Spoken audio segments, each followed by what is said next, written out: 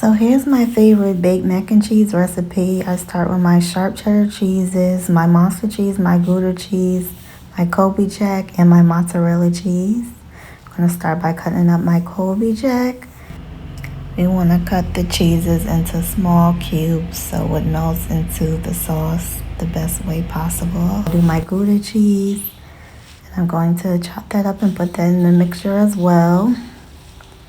Next is my monster cheese. I'm going to do the same thing, chop that up and put that into the cheese mixture as well. All my cubes are going into the bowl.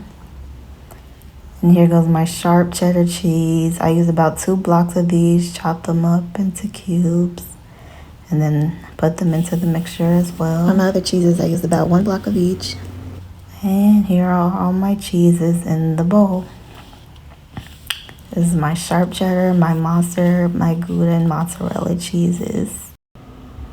And I separated my mozzarella and my sharp cheddar shredded cheeses because those are going to go on the top. Start my roux. I start with melting about a tablespoon of butter with a tablespoon of flour. Mix that all up until we cook the flour taste out. About 1 to 2 minutes, or just however long it takes. Then we're going to add our heavy cream, and then we're going to cook this until it thickens up. Can also use evaporated milk instead. After about a few minutes, you see it starts to thicken up a bit. And then after that, we're going to add a little bit of sour cream. And we're going to mix that in. See how it's getting nice and thick, nice consistency. I used about 16 ounces of heavy cream. And now we're going to start to add our cheeses, about a cup at a time. Add a cup of sharp cheddar, melt that in until it's nice and mixed in. Then we're going to add another cup. Mix that in. It's going to start to turn yellow and get more creamy. And we're going to add the monster, the Gouda, and the rest of our cheeses. It's becoming very thick and very creamy.